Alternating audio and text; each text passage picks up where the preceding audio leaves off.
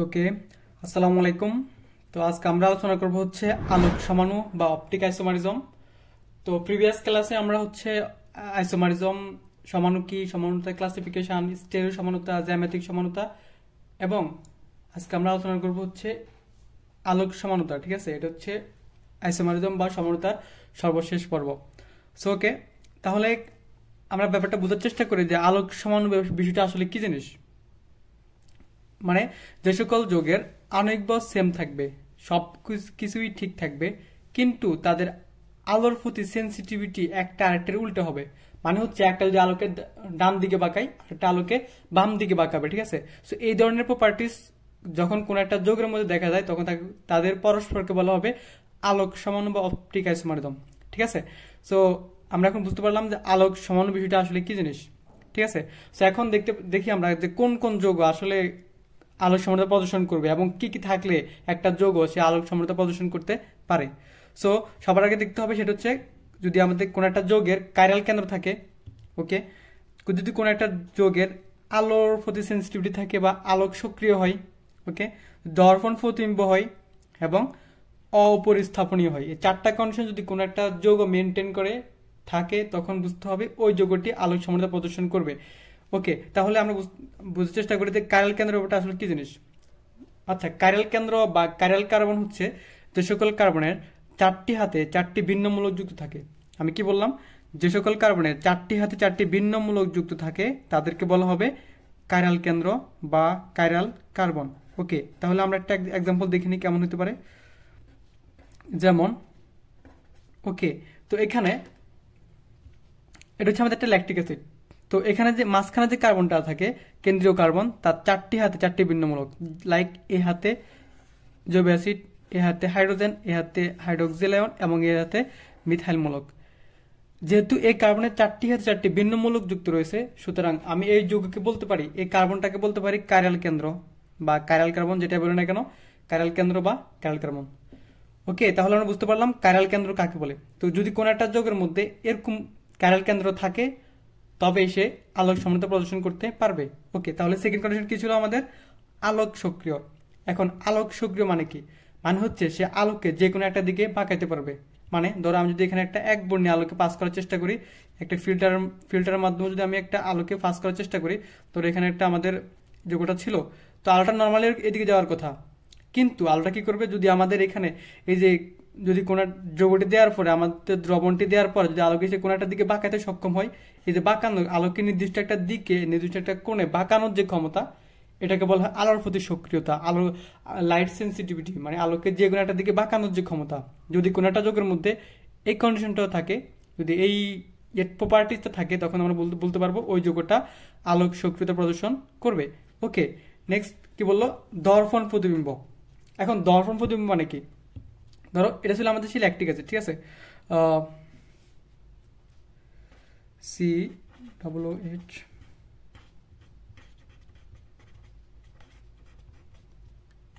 এবং H।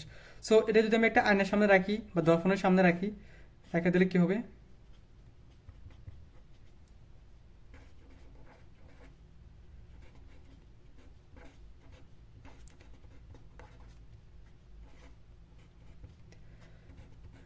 মানে আয়নার সামনে রাখলে তাদেরকে উল্টা দেখাবে। ঠিক আছে, যদি এমনটা দেখাই তখন তাদেরকে, যদি কোনো একটা যৌগকে আমরা যদি আয়নার সামনে রাখার ফলে একটি আরেকটির উল্টা দেখায়, বা এটা বলে দর্পণ প্রতিবিম্ব। মানে আমি যদি আমার ডান হাতকে আয়নার সামনে রাখি তখন আমার বাম হাতের মধ্যে দেখাবে, আমার বাম হাতকে আয়নার সামনে রাখলে ডান হাতের মধ্যে দেখাবে। ঠিক আছে, সো এই ধরনের ঘটনাকে বলা হয় দর্পণ প্রতিবিম্ব। ওকে, দেন হচ্ছে অপরিস্থাপনীয়। এখন অপরিস্থাপনীয় বা অসমাপাতিত বলতে আমি কি বোঝাচ্ছি, ধরো আমার এটা বাম হাত, ঠিক আছে, আমি যদি বাম হাতের উপরে আমার যদি ডান হাতকে রাখি তাহলে কি হবে, তাহলে যেটা হবে সেটা হচ্ছে আমার বাম হাত যেদিকে থাকবে তারপর ডান হাত কখনো একটার উপর একটা রাখতে পারবো না, কখনোই রাখতে পারবো না, আমার বৃদ্ধাঙ্গুল দুটি মিলতেছে না। ঠিক আছে, তো এরকম যদি হয়, এরকম অবস্থাকে বলা হয় অপরিস্থাপনীয়। মানে যদি আমার একটা হাতের উপর যদি আরেকটা হাত ডিরেক্ট মিলে যেত তখন তাকে বলা উপরিস্থাপনীয়। কিন্তু যদি একটার উপর একটা মিলতেছে না, আমার বৃদ্ধাঙ্গুল এখনো কিন্তু মিলতেছে না, দুটি বৃদ্ধাঙ্গুল দুটি ভিন্ন দিকে, এই অবস্থাকে বলা হয় অপরিস্থাপনীয়। মানে আমি যদি একটাকে দেখো, এটাকে বলা হবে লাইক, এটাকে বলা হবে এল ল্যাকটিক অ্যাসিড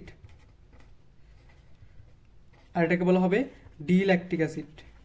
সো কি আমি যদি একটার উপর আরেকটাকে উপর রেখে দিই তাহলে দেখবো এটা রয়েছে আছে এদিকে আর এটা রয়েছে আছে এদিকে, আমার লাইক আমার বৃদ্ধাঙ্গুলির মতো। ঠিক আছে।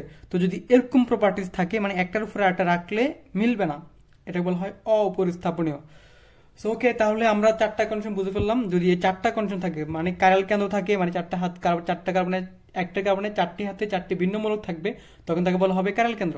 ওকে, তারপরে কি বুঝলাম যে আলোর প্রতি সেন্সিটিভিটি, আলোক সক্রিয়তা মানে আলোকে যে কোনো একটা দিকে বাঁকানোর যে ক্ষমতা, এবং পরে দেখলাম দর্পণ প্রতিবিম্ব সৃষ্টি করতে পারে, এবং সবার শেষে অপরিস্থাপনীয়। এই চারটা কন্ডিশন যদি কোনো একটা যৌগ মধ্যে থাকে, ফিল আপ করতে পারে, তখন ওই ধরনের যৌগ আলোক সক্রিয়তা প্রদর্শন করবে। সো আমরা এখন বুঝতে পারলাম যে আলোক সক্রিয়তা ব্যাপারটা আসলে কি জিনিস এবং কারা কারা কোন কোন যৌগ আলোক সক্রিয়তা প্রদর্শন করবে। ওকে, তাহলে আমরা একটা এক্সাম্পল নিয়ে নিই, দেখি চেক করে দেখি এটা এই ব্যাপারটাকে বোঝার চেষ্টা করি।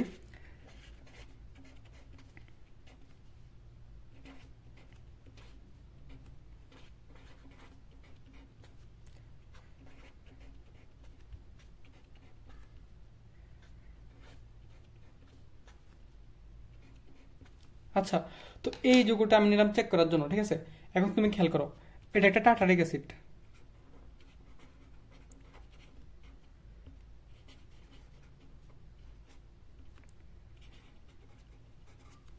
ওকে, টার্টারিক অ্যাসিড যেগুলোতে আমরা হচ্ছে আমাদের তেঁতুলে যেগুলো থাকে আর কি, তো টার্টারিক অ্যাসিড। ওকে, তাহলে এখন দেখো এই টার্টারিক অ্যাসিডটা সে আলোর প্রতি সক্রিয়, আলোক সামর্থ্য প্রদর্শন করবে নাকি করবে না। আমরা এখন চেক করতে হবে যে এই যৌগটা আলোক সক্রিয়তা প্রদর্শন করবে, আলোক সামর্থ্য প্রদর্শন করবে নাকি করবে না। আমি সবার আগে দেখবো এটা কি কাইরাল কেন্দ্র আছে কিনা। দেখো তো এখানে আমি যদি এই কার্বনটা নিয়ে কাজ করি, এই কার্বনের চারটা ভিন্ন মূলক আছে কিনা। দেখো এই হাতে একটা মূলক আছে, এই হাতে আরেকটা মূলক আছে, এই হাতে আরেকটা মূলক, আর এই পুরা হাতে আরেকটা ভিন্ন মূলক। তার মানে এই যৌগটি এখানে একটা কাইরাল কেন্দ্র উপস্থিত।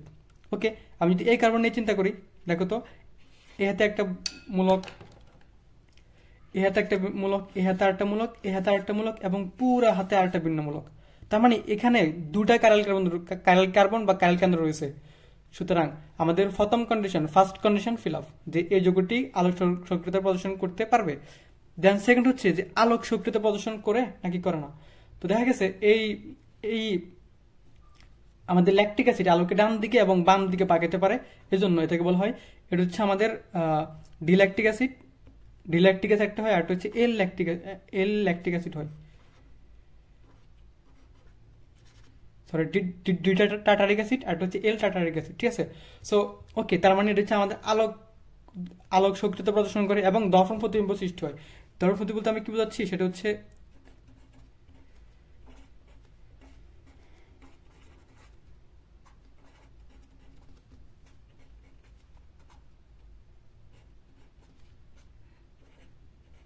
দেখো এখানে ওএচ ছিল এদিকে, এটার ওএচ হচ্ছে এদিকে, এটা হচ্ছে ওএচ এদিকে, এটার ওএচ ওইদিকে। দেখো যে মাঝখানে আমি একটা মিরর রাখি, মিরর রাখলে এই ঘটনাটা ঘটবে, ঠিক আছে। সো আমি বুঝতে পারতেছি যে এই যে আমাদের টার্টারিক অ্যাসিড এখানেও সে কি করবে, দর্পণ প্রতিবিম্ব সৃষ্টি করবে। ওকে, আর যেহেতু দর্পণ প্রতিবিম্ব সৃষ্টি হয়, তার মানে একটার উপরে আরেকটি রাখলে সেটা অপরিস্থাপনীয় হবে, খুবই কমন সেন্স। তার মানে হচ্ছে আমাদের এই যে টার্টারিক অ্যাসিড সে আলোক সক্রিয়তা প্রদর্শন করবে, আলোক সমানতা প্রদর্শন করবে।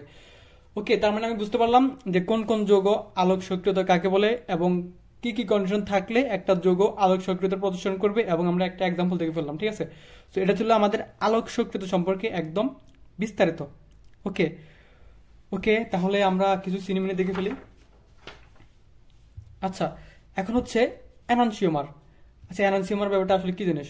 ধরো আমি এই যে আমরা একটা আলোর ফিল্টার বলা হয় এটাকে, মানে হচ্ছে এক বর্ণে আলোকে শুধুমাত্র পাস করতে পারে, মানে আমি এখানে অনেকগুলো আলো দিব, বাট সে শুধুমাত্র এক বর্ণে আলোকে পাস করবে। ওকে, সো আমি এখানের মধ্যে লাইট দিয়ে দিলাম, আলো দিয়ে দিলাম, একবার যে কোনো একটা বর্ণের লাল নীল হলুদ যে কোনো একটা বর্ণের আলো দিয়ে দিলাম। ধরো আলোটা এম এন ও পি, এটা 4 ধরনের রেসমিক মিশ্রণ আছে, মানে 4 ধরনের আলোক সমান বা আলোক যে সকল যৌগ আলোক সমানতা প্রদর্শন করতে পারে, এরকম 4টি যৌগকে আমি এখানে দিলাম। দেওয়ার পরে কি হলো, দেখো দেখো ধরে নিচ্ছি এটা হচ্ছে আমাদের এম আলোকে এত ডিগ্রি কোণে, ধরে নিচ্ছি আমি এটা হচ্ছে -13 ডিগ্রি কোণে এদিকে বাঁকালো। ওকে, ডান দিকে বাঁকালো। তো ধরে নিচ্ছি এটা হচ্ছে -6 ডিগ্রি কোণে ডান দিকে বাঁকালো। তারপর হচ্ছে ধরে নিচ্ছি এটা হচ্ছে +6 ডিগ্রি কোণে ডান দিকে বাঁকালো, বাম দিকে বাঁকালো। এটা হচ্ছে ধরে নিচ্ছি +12 ডিগ্রি কোণে বাম দিকে বাঁকালো। মনে রাখতে হবে তুমি যদি সামনাসামনি কোনো কিছু দেখো, তোমার ডান হাতে হচ্ছে বাম দিক, আর বাম হাতে হচ্ছে ডান দিক। ওকে, তার মানে এটা হচ্ছে আমাদের কি লেফট সাইড, এটা হচ্ছে আমাদের রাইট সাইড। ওকে, তো আমরা লেফট সাইডকে পজিটিভ বলে রাইট সাইডকে নেগেটিভ ধরবো। ওকে, তাহলে বুঝতে পারলাম যে আমাদের এখানে চারটা, আমি যে চারটা মিশ্রণ এখানে দিলাম, চারটা যোগও দিলাম, যারা হচ্ছে আলোক সমানতা প্রদর্শন করে, এই চারটা আলোক সমান কি করছে, আলোকে চারটা ভিন্ন ভিন্ন দিকে বাঁকাইছে। ওকে, এখন আমি যেটা বুঝতে চাচ্ছি আমাদের কনসার্ন যেটা নিয়ে, সেটা হচ্ছে দেখো এখানে যদি এম হয়, ধরো হচ্ছে আমাদের ও, এটা হচ্ছে আমাদের পি, এটা হচ্ছে আমাদের এন। দেখো তো এটা যদি আমাদের এম হয়, দেখো তো ও এবং পি দুটা সমান কোণে একটি আরেকটিকে বিপরীত কোণে বাঁকাছে। মানে দেখো পি আলোকে +6 ডিগ্রি কোণে বাম দিকে বাঁকালো এবং ও আলোকে -6 ডিগ্রি কোণে বাম দিকে বাঁকালো। তার মানে কি, আমি যেটা বুঝাতে চাচ্ছি সেটা হচ্ছে দুটি সমাণু পি এবং ও দুটি পরস্পর আলোকে সমান কোণে ভিন্ন দিকে বাঁকায়। এই ধরনের যৌগ, যে ধরনের সমাণু যারা হচ্ছে আলোকে সমান কোণে বিপরীত দিকে বাঁকাতে সক্ষম, তাদের পরস্পরকে বলা হবে এনানসিওমার বা এন্টিমার। তাহলে ভাই এনানসিওমার কারা? যারা হচ্ছে আলোকে সমান কোণে বিপরীত দিকে বাঁকাতে পারে, তারা হচ্ছে এনানসিওমার। লাইক আমাদের ফি এবং ও দুটো হচ্ছে পরস্পরের পি এবং ও পরস্পরের এনানসিওমার। কেন এনানসিওমার? কারণ তারা আলোকে সমান কোণে বিপরীত দিকে বাঁকাতে সক্ষম। বুঝা গেছে? সো তাহলে এনানসিওমার কি, বিষয়টা আমরা বুঝতে পারছি। ওকে, তাহলে এখন দেখো আমরা বলবো হচ্ছে রেসমিক মিশ্রণ। আচ্ছা, রেসমিক মিশ্রণ মানে কি? রেসমিক, ধরো আমরা এনানসিওমার একটা এক্সাম্পল দিয়ে দিই, যেমন হচ্ছে আমাদের ল্যাকটিক অ্যাসিড নিয়ে বলতে পারি। যেমন হচ্ছে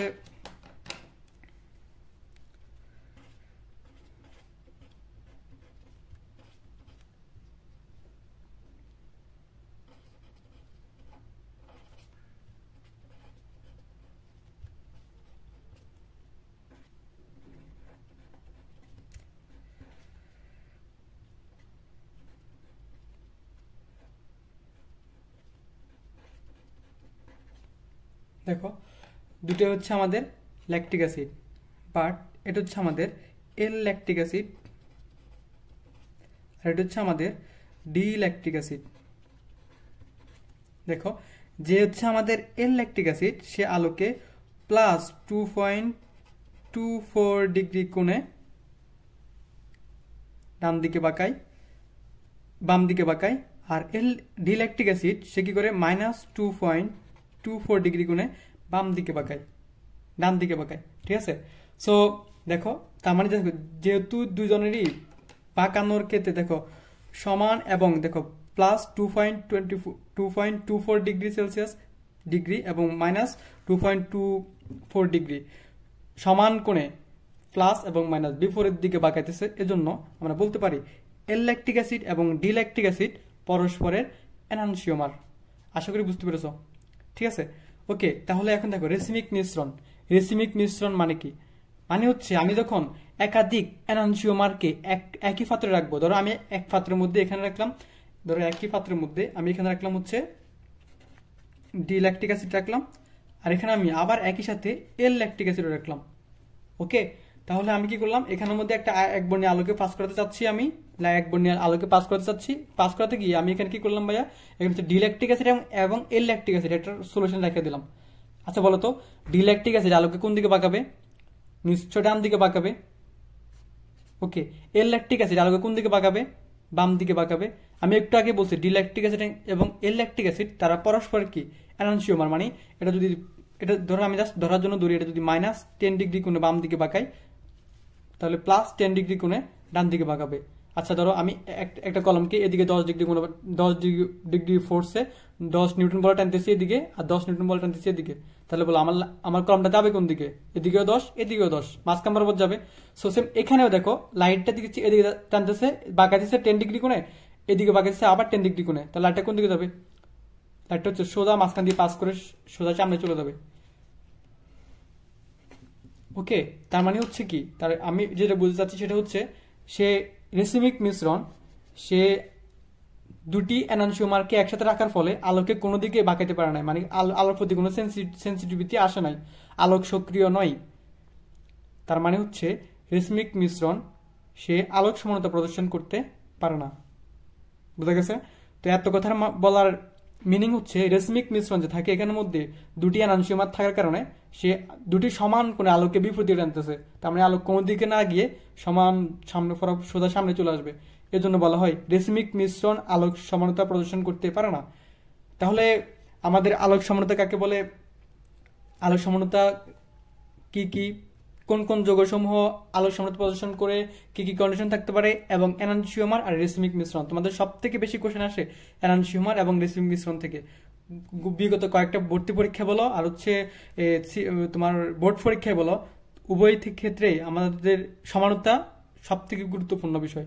ঠিক আছে, সো এবার হচ্ছে ঢাকা বিশ্ববিদ্যালয় ভর্তি পরীক্ষা, এখান থেকে এমসিকিউ থাকবে, রিটার্ন তো থাকবেই। ঠিক আছে, সো এটুকু ছিল আমাদের সমানতা সম্পর্কে বেসিক এবং হচ্ছে বিস্তারিত। ঠিক আছে।